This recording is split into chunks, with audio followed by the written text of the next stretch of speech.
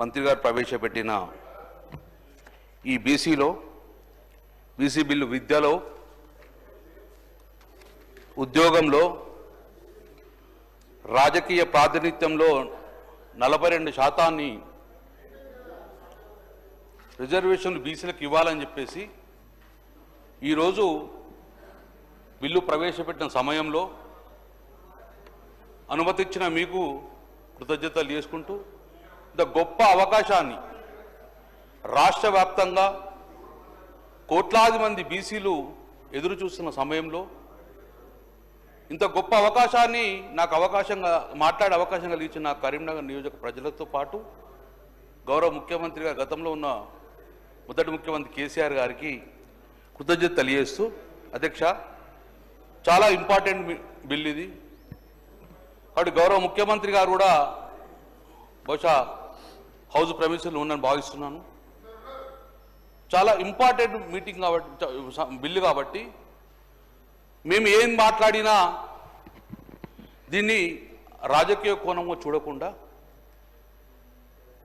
మేము బీసీ బిడ్డలమే, మా జాతులందరుడంగా ఈరోజు ఎదురు చూస్తున్నారు ఏమైతుంది, ఏం జరుగుతుందని. ఈరోజు ఈ బిల్లును మేము స్వాగతిస్తున్నాం, ఆహ్వానిస్తున్నాం, సంపూర్ణంగా మద్దతు ప్రకటిస్తున్నాం. కానీ సంతోషపడాలంటే ఇదే బిల్లు నిజంగానే మాకు 42% ఇంప్లిమెంటేషన్ విద్యలో, ఉద్యోగాలలో, రాజకీయాలలో మాకు ఈ పార్లమెంట్లో బిల్లు పాస్ అయి చట్టసభల్లో ఇంప్లిమెంటేషన్ చేసేటప్పుడు నిజంగా అత్యంత సంతోషపడే వ్యక్తులలో నేను, మా జాతర పక్షాన్ని అందరూ కూడా ఆ రోజు సంపూర్ణంగా సంతోషం వ్యక్తం చేస్తున్నాం. మేము కోరుకున్నది అదే. ఈరోజు బిల్లు ప్రవేశపెట్టారు. ఈ పెట్టిన బిల్లు ఇంప్లిమెంట్ కావాలి. ఇంప్లిమెంట్ అయ్యి ఈ వచ్చే చట్టసభలలో 42% రిజర్వేషన్ రావాలని, వచ్చే ఏ ఒక్క నోటిఫికేషన్లో కూడా ఈ 42% విద్యా ఉద్యోగాలు కూడా ఇంప్లిమెంట్ కావాలని చెప్పేసి సంపూర్ణంగా కోరుకున్న వ్యక్తిగా, ఒక బీసీ బిడ్డగా నేను చెప్పడం జరుగుతుంది అధ్యక్ష. కోరుకుంటున్నాను. కానీ అధ్యక్ష, ఒక్కసారి మనం ఆలోచించుకోవాలి. గత చరిత్రలో చూస్తే భారతదేశంలో ఎన్నో రాష్ట్రాలు కూడా ప్రయత్నించినాయి, బీసీలకు రిజర్వేషన్ ఇవ్వాలని చెప్పేసి ఎన్నో రాష్ట్రాలు ప్రయత్నించినాయి.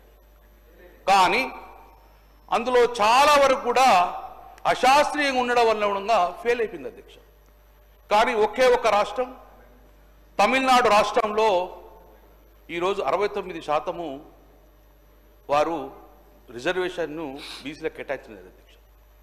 ఒకవైపు తమిళనాడు రాష్ట్రంలో 69% ఇంప్లిమెంటేషన్ ఎలా జరిగిందో ఒకటి మాట్లాడుకుంటే, మన మిగతా రాష్ట్రాలలో ఎందుకు కోట్లు కొట్టేసి తిప్పేసినాయి అని చెప్పి మాట్లాడుకుంటే, ఈ రెండు రాష్ట్రాలను కంపేర్ చేసుకుంటే మనమేం చేయాలని ప్రక్రియ చేస్తే గిట్ట డెఫినెట్గా ఇలా సక్సెస్ అవుతామని చెప్పి మేము కోరుకుంటున్నాం. ఈరోజు మేము అదే కోరుకుంటున్నాం. ఈరోజు గౌరవ ముఖ్యమంత్రి రేవంత్ రెడ్డి గారు, వారి మీద చాలా బాధ్యత ఉన్నది. దీన్ని ఇంప్లిమెంట్ చేసేట్లో బాధ్యతలో చాలా బాధ్యత ఉన్నది. ఎందుకంటే ఆ రోజు తమిళనాడు ముఖ్యమంత్రి గారు ఎలా బాధ్యత వహించున్నారో ఈసారి గౌరవ ముఖ్యమంత్రి గారు రేవంత్ రెడ్డి గారు ఇది బాధ్యత వహించాలి, ఈ యొక్క బిల్లును పాస్ చేయించుకోవాలి. అక్కడ రాజ్యసభలో కానీ లోకసభలో కానీ బీజేపీ పార్టీతో ఒప్పించి ఈ బిల్లు చేసే బాధ్యత కూడా ఈరోజు గౌరవ ముఖ్యమంత్రి రేవంత్ రెడ్డి గారు ఉన్నది. అధ్యక్ష, ఒక్కసారి ఆలోచిస్తాం. చరిత్రలో పోవద్దు, కానీ ఎక్కడ లోపం జరిగింది అధ్యక్ష? ఈరోజు ఒక్కటి ఎగ్జాంపుల్ తీసుకుందాం. తమిళనాడులో ఇంతవరకు కూడా బిల్లు పాస్ అయింది కేవలము బీసీ కమిషన్ ద్వారా మాత్రమే. ఆ రికార్డ్ ఐఎమ్ టెల్లింగ్. తమిళనాడులో మొదటిసారిగా బీసీ కమిషన్ ఏర్పాటు చేశారు 1969లో నవంబర్ 13లో. నవంబర్ 13, 1969లో ఒక బీసీ కమిషన్ వేశారు. అది సత్యనాథ్ కమిటీ. ఆ సత్యనాథన్ కమిటీకి క్లియర్గా గవర్నమెంట్ ఏం డైరెక్షన్ ఇచ్చిందంటే, కులాల పరంగా సర్వే చేయండి, శాస్త్రీయంగా చేయండి, మేమెంతో మాకంత రిజర్వేషన్ల కులగణన చేయండి, దాని ప్రకారంగా మీరు ప్రభుత్వానికి సబ్మిట్ చేయడం జరిగింది అధ్యక్ష మొదటిసారి. ఆ రోజు నవంబర్ 13/69 అయితే ఒక సంవత్సరం సమయం తీసుకొని 1970లో సబ్మిట్ చేశారు. ఏమని సబ్మిట్ చేశారు? తమిళనాడులో ఎక్కువ మోస్ట్ బ్యాక్వర్డ్ క్లాసెస్ ఉన్నాయి, డినోటిఫైడ్ కూడా ఉన్నాయి కాబట్టి కన్సిడరబుల్ అని చెప్పి 1970లో ప్రభుత్వానికి సబ్మిట్ చేశారు. మొదటి బ్యాక్వర్డ్ కమిషన్ అధ్యక్ష, BC commission. That is I'm again mentioning, that is the backward class commission, first commission. దాని తదనంతరం సెకండ్ బీసీ కమిషన్ చేశారు. అది అట్లా ఉన్నాం కూడా.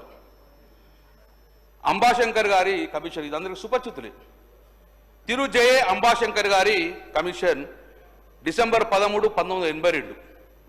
దయచేసి ఇవన్నీ కూడా ఎందుకు కోట్ చేస్తున్నా అంటే ఇవన్నీ మన పనికి వస్తాయి. వారికి క్లియర్గా ఏమని ఇచ్చారంటే కులగణనకు ప్రభుత్వం సిద్ధంగా ఉండాలి కాబట్టి కులగణన చేయమని చెప్పేసి ఆ రోజు ఇస్తే 2.5 సంవత్సరాలు ఈ యొక్క అంబాశంకర్ గారు కులగణనను అధ్యయనం చేసి సుమారు 1,00,000 మంది ప్రజలతోటి, 8 లక్షల మంది ఉద్యోగులతోటి, లక్షలాది మంది విద్యార్థులతోటి సర్వే జరుపుకొని 1984లో socio economy survey report submit చేశారు బీసీ కమిషన్. అధ్యక్ష, 2 కూడా బ్యాక్వర్డ్ కమిషనే. ఏమని ఇచ్చిండు అంబాశంకర్ గారు ఏంటంటే తమిళనాడులో 69% బీసీలకు చట్టసభలో రిజర్వేషన్ ఇవ్వాలి విద్యా ఉద్యోగాల్లో, ఎందుకంటే మేమెంతో మాకింత కాబట్టి ఈ కులగణన ప్రకారము 69% ఇవ్వమని చెప్పేసి 1980లో సబ్మిట్ చేశారు. 2 కమిషన్. ఇక్కడ చెప్తా తొందరకే. దాని తర్వాత పెండింగ్ పడ్డది అధ్యక్ష, ఎందుకంటే సుప్రీంకోర్టులో కూడా నిలబడదు కాబట్టి అప్పుడు ఇందిరాసాహి వర్సెస్ భారత ప్రభుత్వానికి సుప్రీంకోర్టులో ఒక కేసు పడుతుంది. ఇందిరాసాహి అంటే అందరు తెలుసు అధ్యక్ష. 9 మంది జడ్జిలతోటి ఒక రాజ్యాంగ ధర్మాసనం ఏర్పాటు చేసేది అధ్యక్ష. ఎప్పుడు 1992 అధ్యక్ష. 1992లో ధర్మాసనం ఏం డిక్లేర్ చేసిందంటే 50% రిజర్వేషన్ కూడా దాటొచ్చు, 50% రిజర్వేషన్ దాటొచ్చు. 1992లో సుప్రీంకోర్టు ఇచ్చింది.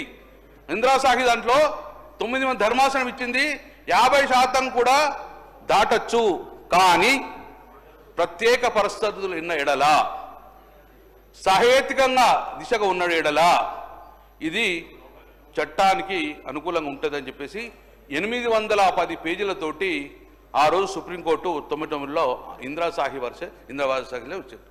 దాన్ని చూసి ఈ ఆర్డర్ పట్టుకొని జయలలిత గారు 93లో ఆ రోజు రిజర్వేషన్ అసెంబ్లీలో తీర్మానం చేసుకొని 69% ఇవ్వాలి అని చెప్పేసి ఆ రోజు బీసీలకు 26% 5, బీసీ ముస్లింలకు 3.5, అది 30% బీసీలకు, ఎంబీసీకి 20%, అందులో ఎంబీసీ 13%, డినైటిఫైడ్ కమ్యూనిటీ దానికి 7%, ఎస్సీలకు 18%, ఎస్టీలకు 1%, 69% తోటి జయలలిత గారు 93లో 92 సుప్రీంకోర్టు ఆర్డర్ ప్రకారము 93లో తీర్మానం చేసుకొని 94లో ఆ తమిళనాడులో ఉన్న అన్ని పార్టీలను, అన్ని డెలిగేషన్ అక్రాస్ ద కమ్యూనిటీ మొత్తం అని తీసుకొని తమిళనాడు యొక్క ముఖ్యమంత్రి గారు ఆ రోజు పార్లమెంట్ కాడికి వెళ్ళి నా యొక్క రిజర్వేషన్ సహేతుకంగా ఉన్నది, 2 బీసీ కమిషన్లు వేశాం, 2 బీసీ కమిషన్ రిపోర్ట్ ఇచ్చారు, లాస్ట్కు చివరిగా 3వ బీసీ కమిషన్ వేశాం, దాని ప్రకారంగా మాకు 60%, 69% ఇవ్వాలని చెప్పేసి సహేతుకంగా ఉందని చెప్పి పార్లమెంట్లో బిల్లు సబ్మిట్ చేశారు. ఆ రోజు అందరు కూడా ఇది సహేతుకంగా ఉన్నది, లీగాలిగా ఉన్నది అని చెప్పి 9 షెడ్యూల్లో ఆ రోజు మనకు చేర్చడం జరిగింది అధ్యక్ష. తెలుసు మనకు 1994లో తమిళనాడు గవర్నమెంట్కు 9వ షెడ్యూల్లో రాజ్యాంగంలో ఆర్టికల్ 345 షెడ్యూల్ పిలుచుకొని ఆ రోజు రిజర్వేషన్ ప్రక్రియను అందించింది ఆ రోజు కోర్టు పార్లమెంట్లో ఉన్నది. ఇప్పటికీ అక్కడ ఇంప్లిమెంట్ అవుతుంది అధ్యక్ష. ఒకవైపు సాహిత్యకంగా బీసీ కమిషన్ పెట్టుకొని చేసుకున్న తర్వాత ఈరోజు భారతదేశంలో ప్రప్రదంగా 94 నుంచి బీసీ రిజర్వేషన్ అక్కడ తమిళనాడు జరుగుతుంది. ఇది ఒక వైపు అధ్యక్ష. రెండో వైపు అధ్యక్ష, రిజెక్షన్ కూడా అయింది.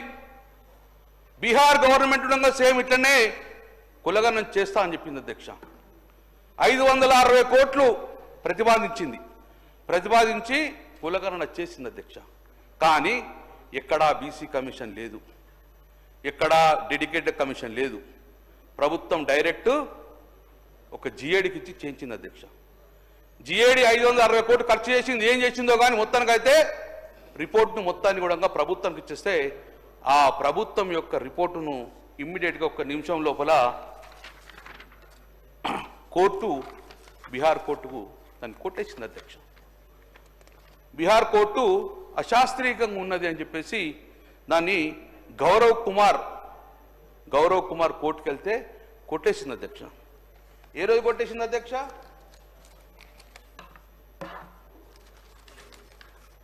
ఇది గౌరవ్ కుమార్ 2021లో కోర్టులో సబ్మిట్ చేసిన అధ్యక్ష.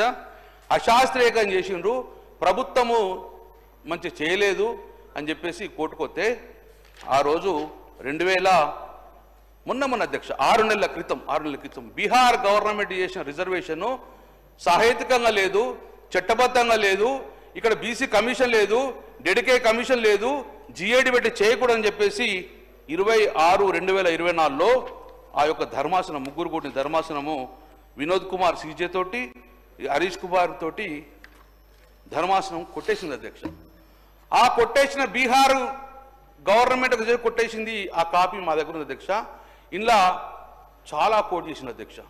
ఏమని కోట్ చేసిందంటే, బీసీ కమిషన్ ఏర్పాటు చేయకుండా జిఏడి ఎందుకు చేసినావు, ఒకవేళ నువ్వు చేసినా కూడా ఇమ్మీడియట్గా దాన్ని బీసీ కమిషన్కి అప్రూవల్ కింద పంపలేదు, లేకపోతే నీ దగ్గర స్టేట్ బీసీ కమిషన్ లేకపోతే నేషనల్ బీసీ కమిషన్ ఎందుకు కన్వర్ట్ చేయవు, కాబట్టి ఎట్టి పరిస్థితుల్లో దీన్ని ఒప్పుకోమని చెప్పేసి డైరెక్ట్గా కోర్టు కొట్టేసింది. నో బీసీ కమిషన్ అని చెప్పేసి దాని లాస్ట్కు ఏమొచ్చిందంటే అన్టెంబుల్లీ రిజెక్ట్ అని స్టేటస్కి వచ్చింది అధ్యక్ష. సభ ముందుకు 2 పెట్టిన. ఒకటి, తమిళనాడు ప్రభుత్వము శాస్త్రీయంగా చేయడం వల్ల రిజర్వేషన్ ప్రక్రియ తీసుకున్నారు.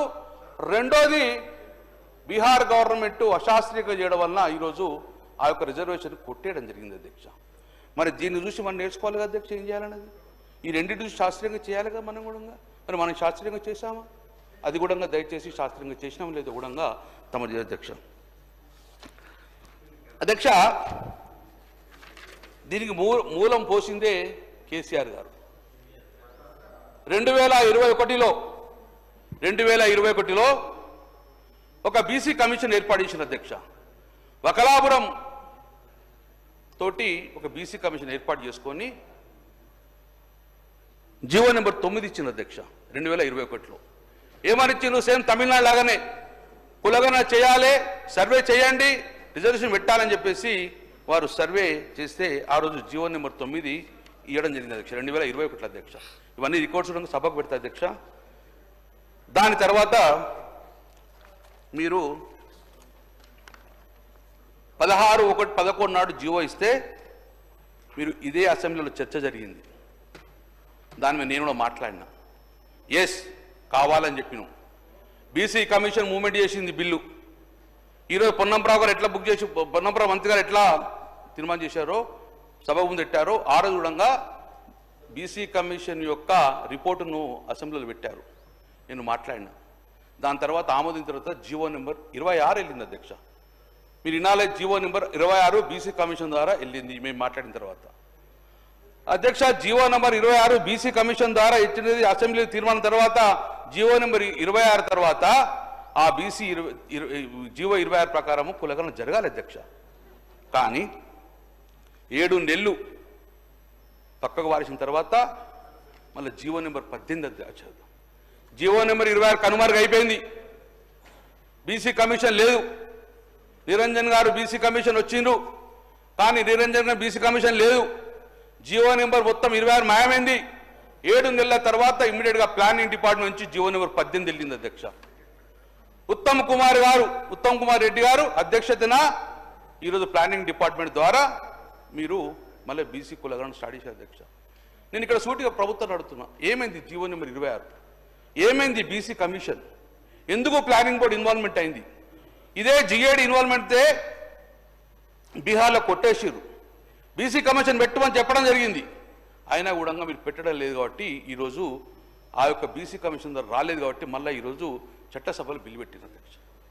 మళ్ళీ కొన్ని రోజుల తర్వాత డెడికేషన్ కమిషన్ ఏమని చెప్పారు, భూసాని వెంకటేశ్వర కమిటీ వేశారు. ఆ భూసాని వెంకటేశ్వర కమిటీ మరి ఇన్ని ఇచ్చినా మొన్న ఇచ్చింది తెలియదు. ఆ భూసాని కమిటీ వేసింది నవంబర్లో వేశారు భూసాని వెంకటేశ్వర కమిటీ, మరి వచ్చింది ఈ మార్చిలో.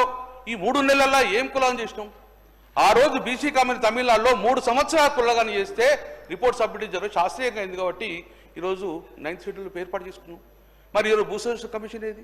సో నేను ఇవన్నీ కూడా ఎందుకు చెప్తున్నా అధ్యక్ష అంటే, మీరు శాస్త్రీయంగా చేయలేదు, దీన్ని శాస్త్రీయంగా చేయండి. మీరు ఇదే కూడా మళ్ళీ కూడా రేపు పొద్దున తీర్మానం చేసి పంపిస్తే మళ్ళీ మనకు జ్యుడిషియల్గా ఇబ్బందులు వస్తాయి. కాబట్టి నేను కోరుకుంటున్నా ఒక బీసీ బిడ్డగా, ఈ ప్రభుత్వం దీన్ని రెక్టిఫై చేసుకొని శాస్త్రీయబద్ధంగా ఈరోజు పార్లమెంట్లో ఈ బిల్లు పెట్టించే బాధ్యత గౌరవ ముఖ్యమంత్రి కేసీఆర్ గారు తీసుకోవాలి. కొంతమంది మంత్రులు అంటారు, మా డిపార్ట్మెంట్ బీసీ కమిషన్కు మెంబర్లు ఎక్కడు, స్టాఫ్ ఎక్కడున్నారు, ప్లానింగ్ బోర్డుకు స్టాఫ్ ఉన్నారంటే అధ్యక్ష ఎవరికైనా ప్లానింగ్ బోర్డు అయినా జిఏడ్ అయినా బీసీ కమిషన్ అయినా ఎవరు కూడా ప్రభుత్వ అధికారులు టీచర్ల మీద, మున్సిపల్ ఎంప్లాయీ మీద, పంచాయతీ ఎంప్లాయీల మీద, వీరి మీద రెవెన్యూ మీద డిపెండ్ అవుతారు. ఏ సంస్థకు వేల మంది లక్షల మంది ఉండరు. కాబట్టి ఇక్కడ నేను అడిగేది ఒక్కటే, జీవో నెంబర్ 26 బీసీ కమిషన్ను కంటిన్యూ ఎందుకు చేయలేదు? మన జీవో నెంబర్ 18 ఎందుకు వచ్చింది? మళ్ళీ భూసాని వెంకటేశ్వర కమిటీ ఎందుకు వచ్చింది? సో దీన్ని అశాస్త్రీయంగా ఉండకుండా దీన్ని శాస్త్రీయంగా చేసి మీరు ఇమ్మీడియట్గా పార్లమెంట్లో బిల్లు పాస్ చేయించాలని చెప్పి దానికి సంపూర్ణంగా మద్దతు ఉంటుంది. ఆ రోజు జయలలిత గారు మేము విన్నాం 1994లో బిల్లు పట్టుకొని పోయి కేంద్ర ప్రభుత్వం కూర్చొని ఈరోజు మా బిల్లు సహితంగా ఉన్నది, మీరు 9th షెడ్యూల్ పెట్టించేదాకా నేను ఢిల్లీ నుండి కదలను, నా అవసరం ఉంటే నా పరిపాలన మొత్తం కూడా ఈ యొక్క ఢిల్లీ నుంచే చేస్తాను, కానీ నా బిల్లు పాస్ చేసి రాజ్యాంగ 9వ షెడ్యూల్ ఇంక్లూడ్ చేసినాక పోతా అని చెప్పేసి ఆ రోజు ఛాలెంజ్ చేసి కూర్చోవడం వలన, ఆ రోజు చిత్తశుద్ధి వలన పార్లమెంట్లో 9వ షెడ్యూల్లో ఆ రోజు ఆమోదం చెందింది అధ్యక్ష. ఇది రోజు నేను అదే అడుగుతున్నా అధ్యక్ష, మీ చిత్తశుద్ధి ప్రదర్శించుకోండి. మీరు కాంగ్రెస్ పార్టీ వాళ్ళు పెడుతుర్రు, మీ బాధ్యత ఉన్నది. మీరు తీసుకెళ్లి పార్లమెంట్లో పట్టుకుపోయి కొట్లాడదామా, ఏం చేద్దామా, పార్లమెంట్లో పెట్టించి బిల్లు పాస్ అయ్యాక వదిలేదు, అక్కడి నుంచి కదిలేదు. అది మనం కోరుకుంటాం. అది చిత్తశుద్ధి. లేదు మేము బిల్లు పెట్టినాం, కేంద్రంలో అట్లే పంపించేసినాం, అది రాలేదు అంటే మాత్రము కుదరదు అధ్యక్ష. ఈరోజు మా జాతి మొత్తం కూడా చూస్తున్నారు కాబట్టి డెఫినెట్గా శాస్త్రీయపరంగా చేయాలి, ఇంప్లిమెంట్ కావాలి, మాకు సంఖ్యాపరంగా రాజ్యాధికారం రావాలి, మేమెంతో మాకు రిజర్వేషన్ కావాలి. కాబట్టి మీరు ఇచ్చిన మాట ప్రకారము 42% రిజర్వేషన్ను కల్పియాలి అని చెప్పేసి ఈరోజు మేము ప్రధానంగా బీఆర్ఎస్ పక్షాన్ని డిమాండ్ చేస్తున్నాం అధ్యక్ష. ఇంకొకటి ఉంది అధ్యక్ష, ఐఎమ్ నాట్ డిబేటింగ్ ఇంకోటి కూడా కోర్టులు మళ్ళా రేపొద్దున ఉటకాయించకూడదు అని చెప్పేసి నేను మీరు కోరుతున్నాను అధ్యక్ష. మీకు జీవో నెంబర్ అన్ని పంపిస్తా అధ్యక్ష. అధ్యక్ష 2007లో కూడా మనము ఒకసారి పరిణామం తీసుకోవాలి అధ్యక్ష. ఐఆర్ కోయిలో తీర్పు ఉంది అధ్యక్ష, మీకు అన్ని తెలిసి ఉంటుంది. ప్రభుత్వము తగిన జాగ్రత్తలు తీసుకోవాలి అని చెప్పేసి ఐఆర్ కోయిలో కేసులో ఒక వర్డ్ అన్నది అధ్యక్ష. ఇది మనం చాలా పరిణామం తీసుకోవాలి. రాజ్యాంగం 9వ షెడ్యూల్లో చేర్చిన చట్టాలను కూడా న్యాయస్థానం సమీక్ష చేస్తుంది. న్యాయస్థానం సమీక్ష చేయవచ్చని సుప్రీంకోర్టు తీర్పిచ్చింది. అంటే 42% రిజర్వేషన్ చట్టాలను 9వ షెడ్యూల్లో చేర్చినా కూడా వీటిని కోర్టులో ప్రశ్నిస్తాయి అని చెప్పి కూడా ఆ రోజు ఐఆర్ కోయిలో కేసు కూడా చెప్పడం జరిగింది అధ్యక్ష. నేను ఇవన్నీ ఎందుకంటే సుప్రీంకోర్టులో కూడా ఇది ఫెయిల్ కాకూడదు అధ్యక్ష. గౌరవ మాజీ మంత్రి గారు ఒకవైపు ఈ బలహీన వర్గాలకు సంబంధించిన అంశం మీద మద్దతు చెప్తూనే కొన్ని అంశాలను వారు కావలసుకొని ఒక రాంగ్ డైరెక్షన్ ఇచ్చేటువంటి విధంగా ప్రయత్నం చేస్తున్నారు అధ్యక్ష. It's a political will, political wish, political decision. దానికి సంబంధించి పార్టీ పరంగా దీనికి మద్దతునియండి. మీరు చెప్పినట్టుగా బరాబర్ ఢిల్లీకి వెళ్దాం, ఇక్కడనే బిల్లు చేసి వదిలిపెట్టి మీలాగా 2017లో చేసేటోళ్ళంగా నేను మళ్ళీ చెప్తాను, అందరూ సహకారం అడిగే ఉద్దేశంతో ఒక బలహీన వర్గాల బిడ్డగా నేను ఆ రోజు కూడా 4వ తారీఖు ఫిబ్రవరిలో 2024లో కోరినాం, మళ్ళీ ఇలా కూడా అదే కోరుతా ఉన్నాం. దయచేసి ఇలా పాజిటివ్స్ చెప్పండి, నెగటివ్స్ సంబంధించి మీరు ఆ రోజు కూడా డెడికేషన్ కమిటీ హరీష్ రావు గారు దయచేసి మీరు ఇలా కొత్త నిజాయితీగా ఉండేటువంటి ప్రయత్నం చేయండి దయచేసి. ఇందులో ఏదైనా నిజాయితీ కూడా డెడికేషన్ కమిషన్ ఎందుకు వేసినాం, వకలాభరణం కమిషన్ వేసింది సార్. బీసీ కమిషన్ ద్వారానే ఈ యొక్క సర్వే మొత్తం జరిగింది with planning department support. Dedication సంబంధించి సుప్రీంకోర్టు హైకోర్టులో నిర్ణయం వచ్చిన తర్వాత డెడికేషన్ కమిషన్ వేసి దానికి సంబంధించిన ప్రక్రియ ద్వారా ఈ రోజంతా కార్యక్రమం న్యాయబద్ధంగా అడ్వకేట్ జనరల్స్తో సహా అందరినీ కూర్చోబెట్టుకొని క్యాబినెట్ పూర్తిగా వేగ్గా ఏదో నాకు నోచింది ఏదో నేను రిడిజైన్ చేస్తే రిడిజైన్ అన్నట్టుగా చేయలేదు అధ్యక్ష. దీనికి సంబంధించిన ఒక సిస్టమేటిక్గా చేసినాం. నేను ఒకటే కోరుతాను గౌరవ సభ్యుని, అపశకునాలు ఒకవైపు మంచిగానే నీ పెళ్లి బాగా నిన్ను నూరేళ్ళు ఉండాలి, పెళ్లి పెటాకులు కాను అనే పరిస్థితుల్లో మాట్లాడకమని కోరుతా ఉన్నాను అధ్యక్ష. ఇవాళ కొంత పాజిటివ్గా మాట్లాడే ప్రయత్నం చేయండి. ఇది ఒక పెద్ద చారిత్రాత్మక నిర్ణయం జరగబోతా ఉంది. బీసీలు అంటే వెనుకబడిన తరగతులే కాదు, ఈ దేశానికి సమాజానికి వెన్నెముక కలిగినటువంటి వాళ్ళు రేపు పొద్దున ఈ వెన్నెముక బలంగా ఉంటేనే బాగుంటుందనే ఆలోచనతో ఇవాళ ఈ ప్రభుత్వం ఈ కార్యక్రమం తీసుకొని పోతుంది దేశంలో. తమిళనాడులో ఒక బీసీ రిజర్వేషన్, ఈ రిజర్వేషన్ల అంశమే కాదు అధ్యక్ష. మొన్న కూడా జల్లికట్టు ఉంటే రాష్ట్రమంతా ఒక్కటై దేశంలో దాన్ని సాధించుకున్నారు నిర్ణయానికి వ్యతిరేకంగా, కోర్టు నిర్ణయానికి వ్యతిరేకంగా. ఇవాళ నేను గౌరవ మాజీ మంత్రి గారిని, శాసనసభ్యుల్ని, మిత్రుడు ఉద్యమంకి సంబంధించిన మా జిల్లాకు సంబంధించిన బిడ్డగా నేను కోరుతా ఉన్నా, పూర్తిగా ఎటువంటి అడ్డంకులున్నా అధిగమించడానికి రండి. న్యాయపరంగా మనమందరం కూడా మీకు సంబంధించి అనేక అంశాల్లో కోరుతా ఉన్నా. దీన్ని మనం సాధించుకోవాల్సిన అవసరం ఉంది. దీనికి ఆటంకాలు పెట్టి, పిల్లి శాపనార్థాలు పెట్టి అనేకంగా ఏదో పెద్ద దాని పరంగా రాజకీయ లబ్ధి పొంది అటువంటి ప్రయత్నం చేయకండి. ఇది మరొకసారి నేను విజ్ఞప్తి చేస్తున్నా, వినమ్రపూర్వకంగా విజ్ఞప్తి చేస్తున్నా. సభలో నేను ఇంతకుముందు ప్రత్యక్షంగా కలిసి ఆయా పార్టీల నాయకత్వాన్ని కోరినాం.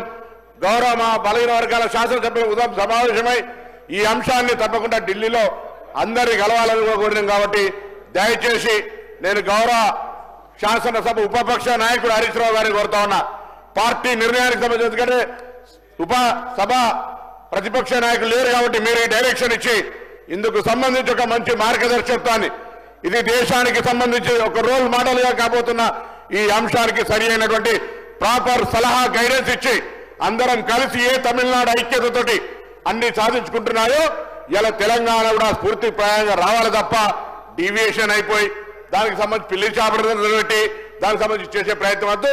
లీగల్గా అన్ని వెట్టింగ్ చేసుకున్నాం, అన్ని రకాలుగా ఎక్కడ ఇబ్బందులు రాకుండా ఉండే విధంగా చర్యలు తీసుకొని ముందుకు పోతున్నాం.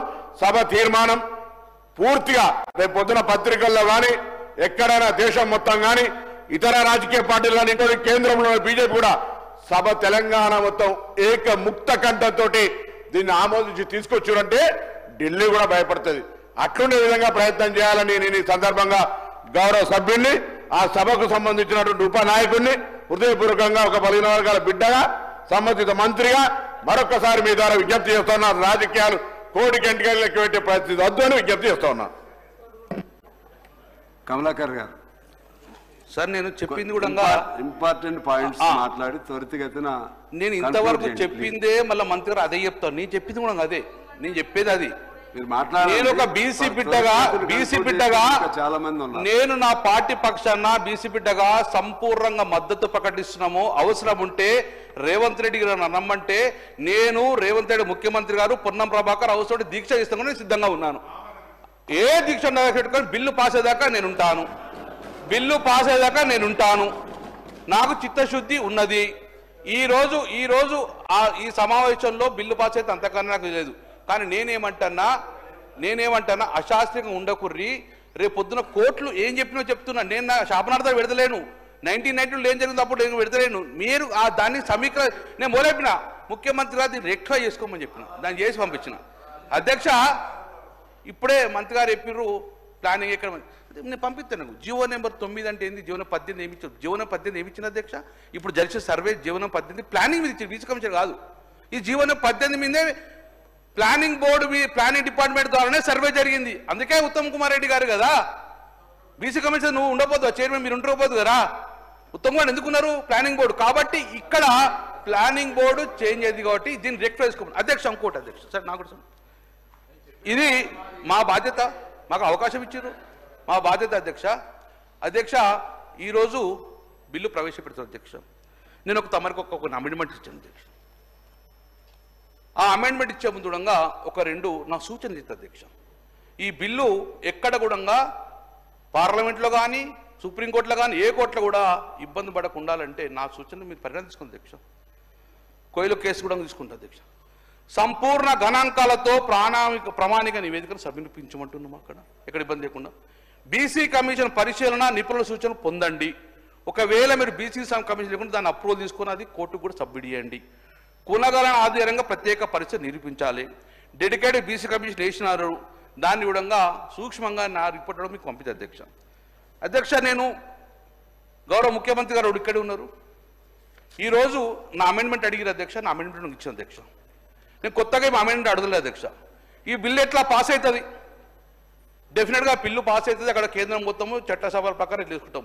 కానీ మీ చేతిలో ఉన్నాయి నిజంగా మీ బీసీల మీద చిత్తశుద్ధి ఉంటే కేంద్రం ఇచ్చేటి పక్కకు పెడదాం, అది పోయి కొట్లాడదాం. కానీ మీ చేతిలో ఉన్నది మీరు హామీ ఇచ్చిన అధ్యక్ష. ఈరోజు కామారెడ్డి డిక్లరేషన్లో ఒక 3 ప్రధానమైన అంశాలు ఇచ్చిన అధ్యక్ష. నాకు అందులో మొదటిగా కులగణన చేస్తామని చెప్పిర్రు.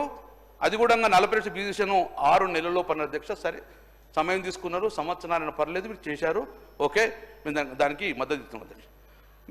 మీ యొక్క బీసీ డిక్లరేషన్లో మీరు ఏం పెట్టిర్రు అధ్యక్ష అంటే, ఈరోజు ఎక్కడైనా తెలంగాణలో ఎలాంటి కాంట్రాక్ట్ వ్యవస్థ వచ్చినా అందులో 42% కాంట్రాక్టులు బీసీలకు కేటాయిస్తాం అధ్యక్ష. ఇది మీ చేతుల పరింది అధ్యక్ష. ఈరోజు మల్లన్న సాగర్ది నడుస్తున్నది, కొడంగల్లి నడుస్తున్నది. మల్లన్న సాగర్ ప్రాజెక్టుకి సంబంధించింది అది బీసీలు ఆడితే బట్టి దయచేసి ఇప్పటి వరకు తెలంగాణలో కాంట్రాక్ట్ ఎన్ని పిలిచారో అందులో 42% బీసీలు ఇవ్వలేదు. కాబట్టి ఈ చట్టంలో పెట్టి రాబోయే ఏ ఒక్క కాంట్రాక్ట్ ఉండగా బీసీలకు 42% రిజర్వ్ చేయండి ఇందులో. కాబట్టి దయచేసి అది ఎక్కడ కూడా మీకు ఏ కాంట్రాక్ట్ పర్లేదు, బీసీలకు ఇస్తాక మీరు ఇచ్చిన కాబట్టి ఆ అమెండ్మెంట్ దాన్ని కన్సిడర్ చేయమని చెప్తున్నా అధ్యక్ష. రెండోది, ప్రతి సంవత్సరం కూడా మీరు చెప్పిన ప్రకారం నేను కొత్తగా డిమాండ్ ఎత్తలేను, మీరు ఇచ్చేసాను. ప్రతి సంవత్సరం బీసీలకు 20,000 కోట్ల బడ్జెట్ కేటాయిస్తున్నాం. పొన్నంరావు గారు సంతోషం కదా, 20,000 కోట్ల బడ్జెట్ ఉంటే ఆయన అందరి సాయం చేయొచ్చు కదా. 20,000 అధ్యక్ష, బీసీ డిక్లరేషను వినండి గౌరవ సభ్యుల వారు. డిక్లరేషన్ల గురించి, హామీల గురించి 2014 నుంచి 24 దాకా మేము 24లో ఇచ్చినటువంటి అంశాల గురించి చర్చించుకుందాం. ఇప్పుడు బీసీకి సంబంధించినటువంటి ఒక మంచి చారిత్రాత్మకమైనటువంటి కార్యక్రమం జరుగుతుంది. సార్, అమెండ్మెంట్ గురించి చెప్తూనే ఇవన్నీ అరే 100 బ్రో, నేను అందుకే అవన్నీ చర్చ చేయాలంటే వాటన్నిటి చర్చ చేద్దాం. నేను ముందు చెప్తున్నా మళ్ళీ వినమ్రపూర్వకంగా బలహీన వర్గాలకు సంబంధించి నిజంగా reality if you are concerned దానికి సంబంధించి ఏకంగా అందరము ఒక ముక్త కంఠతో వాళ్ళు మీరు అమెండ్మెంట్ ఇచ్చే right, your a member, your not your member. దాని గురించి నేను I'm not asking your right. నేనేమడుగుతున్నా, దీనికి సంబంధించి మీరు మా హామీల గురించి మీరు ప్రస్తావిస్తూ కామారెడ్డి డిక్లరేషన్ పేపర్ పట్టుకొని లిస్టు చదువుతున్నప్పుడు నేనేమడుగుతున్నా, తప్పకుండా వాటి మీద డిస్కషన్ చేద్దాం. 2014 టీఆర్ఎస్ మేనిఫెస్టో, 2023 కామారెడ్డి డిక్లరేషన్, ఇంకేదైనా కూడా చర్చ చేద్దాం. దాని గురించి ఇది వేదిక కాదు. దీని బీసీల దానికి కేంద్రానికి పంపేటువంటి బిల్లుకు సంబంధించిన వరకు పరిమితం అయితే సంతోషపడతా. సోదరుడు బలహీన వర్గాల శాసనసభ్యుడు ట్రాలీల వెనుక ప్రశాంత్ రెడ్డి గారు, హరీష్ రావు గారు చెప్తూ ట్రాప్లో పడకుండా కొంత బీసీల పరంగా చిత్తశుద్ధితో ఉండమని కోరుతా ఉన్నాను.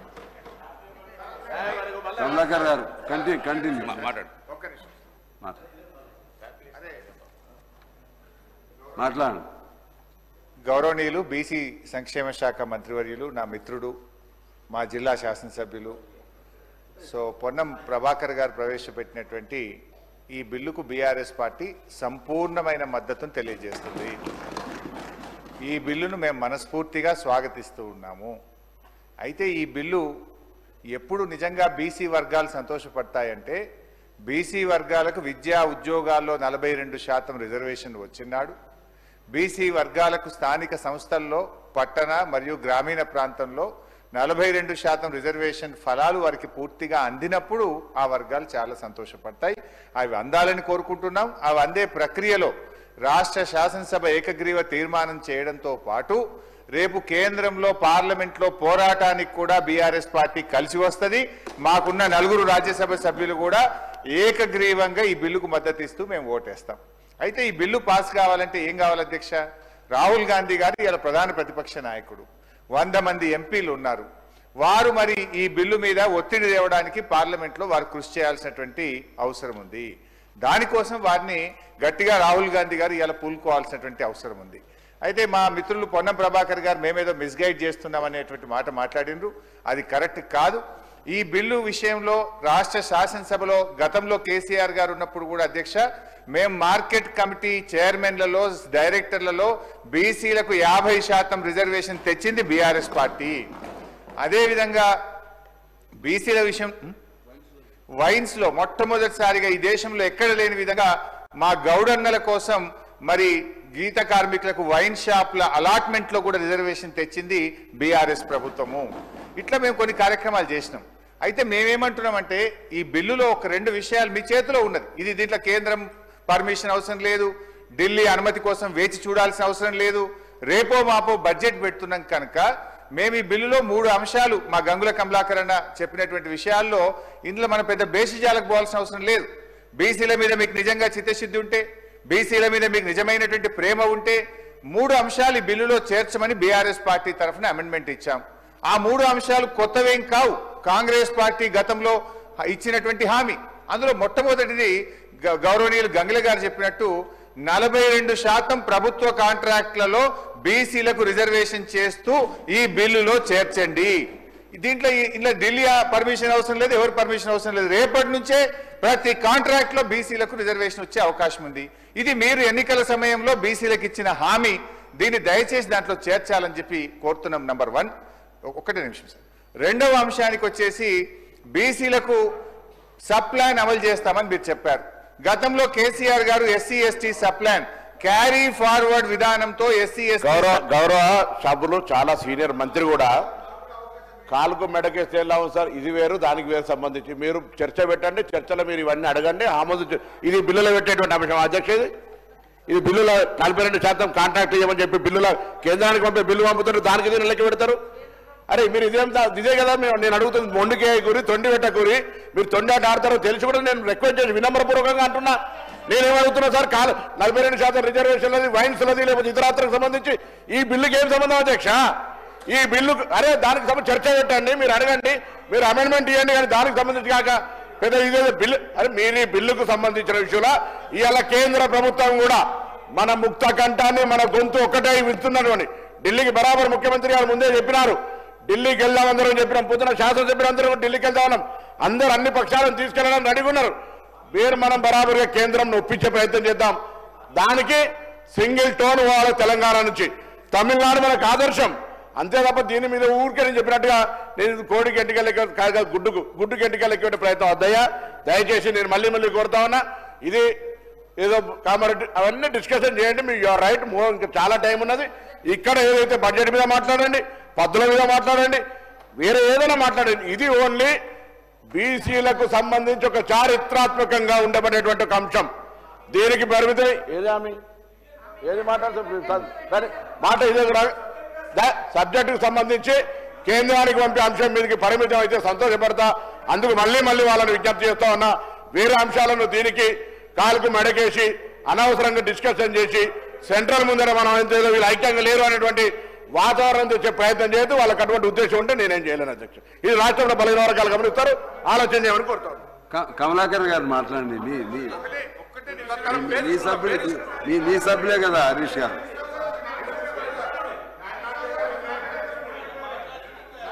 ఏలే మరలా ఇద్దరు మీరే, సబ్జెక్ట్ ఒకటే. కమలాకర్ గారు దానికి ఆథరైజ్డ్ కాబట్టి మాట్లాడండి.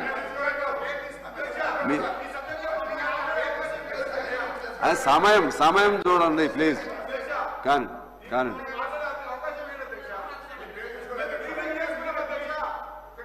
ఓకే సార్, గౌరవనీయులు పొన్నం ప్రభాకర్ గారికి వినమ్రపూర్వకంగా నేను మనవి చేస్తున్నది ఏంటంటే ఈ బిల్లుకు బీఆర్ఎస్ పార్టీ సంపూర్ణమైన మద్దతునిస్తుంది, స్వాగతిస్తుంది.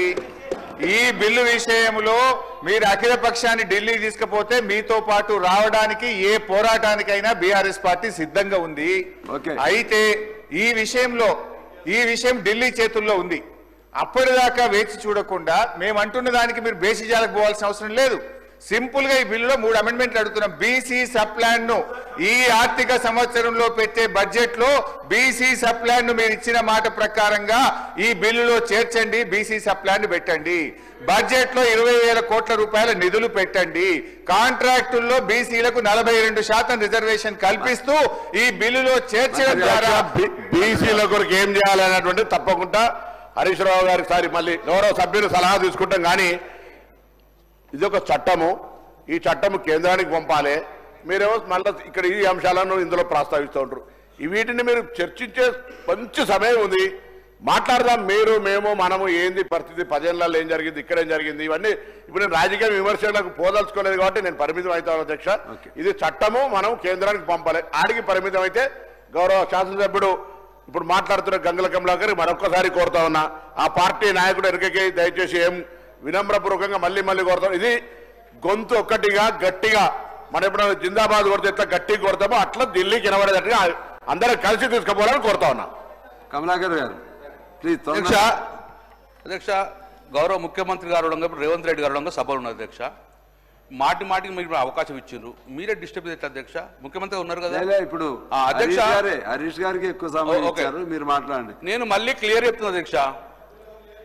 గౌరవ ముఖ్యమంత్రి రేవంత్ రెడ్డి గారు చెప్పినట్టు ఇది యొక్క బిల్లును పాస్ చేయించుకొని పార్లమెంట్లో పాస్ చేయించుకొని 9th షెడ్యూల్లో పెడతాన్నందుకు నేను నిజంగానే ఆహ్వానిస్తున్నాను. నిజంగా మా జాతులు ఎప్పుడు సంతోషపడతాయంటే ఇవి ఇంప్లిమెంట్ కావాలని. నేను గౌరవ ముఖ్యమంత్రి గారు ఇక్కడే ఉన్నారు, ఇంప్లిమెంట్ చేయాలంటే 2 ఇబ్బందులు ఉన్నాయి కాబట్టి అధ్యక్ష ఈ యొక్క హడల్స్ క్లియర్ చేసుకొని సాఫీగా పోవాలని చెప్పేసి నేను మనస్ఫూర్తి కోరుకున్నా అధ్యక్ష.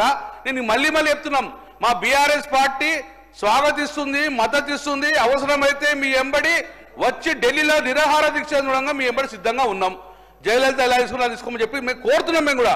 కానీ ఈ యొక్క చట్టాన్ని 9th షెడ్యూల్లో పెట్టించే బాధ్యత కూడా గౌరవ ముఖ్యమంత్రి రేవంత్ రెడ్డి తీసుకోవాలి. ప్రెజర్ కూడా బీజేపీ ప్రభుత్వం మీద ప్రెజర్ పెట్టాలి. ఈ 2 ప్రభుత్వాలు కూర్చున్నాక 5 నిమిషాల లోపల 9th షెడ్యూల్లో ఇస్తుంది కాబట్టి దాన్ని సంపాదిస్తున్నాం. దానికి ఉన్న ఇబ్బందులు తొలగిపోవాలంటే కొన్ని బీహార్ది చెప్పినాను, కొన్ని తమిళనాడు చెప్పినాము. ఈ 2 పరిణామాలు తీసుకొని శాస్త్రీయంగా పోవాలని చెప్పేసి నేను కోరుకున్నాను. అంతకనే శాపనార్థం అనిపించలేదు అధ్యక్ష. దాంతోపాటు 2 బిల్లు పెట్టారు, చాలా సంతోషం, సాధిస్తున్నాం. 3వ బిల్లు కూడా మీరు హామీలు ఇచ్చింది పెట్టమంటున్నాం. అది తప్పు కాదు కదా, మీరేగా ఒప్పుకున్నది, దాని తప్పు కాదు కదా, అది పెట్టమని రిక్వెస్ట్ చేస్తున్నాం. ముఖ్యమంత్రి ఉన్నారు కదా, ముఖ్యమంత్రి డిసైడ్ చేసుకుంటారు, ముఖ్యమంత్రి డిసైడ్ చేస్తారు కదా. నేనేమంటున్నా, దీనికి సంపూర్ణ మద్దతు గౌరవ ముఖ్యమంత్రి గారు రేవంత్ రెడ్డి గారు ఎప్పుడు రమ్మంటే అప్పుడు మా పార్టీ పక్షాన్ని వచ్చి డెఫినెట్గా పోరాటం చేస్తాము మా బీసీ బిడ్డల కోసము. ఎందుకంటే ఆ రోజు వీపీ సింగ్ గారు అగ్రవర్ణాలు అయినా కూడా తీసుకున్నారు, బీసీది జయలలిత గారు ఇస్తున్నారు, మీరు తీసుకుని సాధిస్తున్నాం. కానీ ఇంప్లిమెంట్ చేసేటలో ఇదే చిత్తశుద్ధి ప్రదర్శించాలని చెప్పేసి మీ ద్వారా గౌరవ ముఖ్యమంత్రి గారిని ఈ ప్రభుత్వాన్ని కోరుకున్నారు అధ్యక్షత. Okay, thank you. ఇప్పుడు మహేశ్వర్ రెడ్డి గారు బీజేపీ.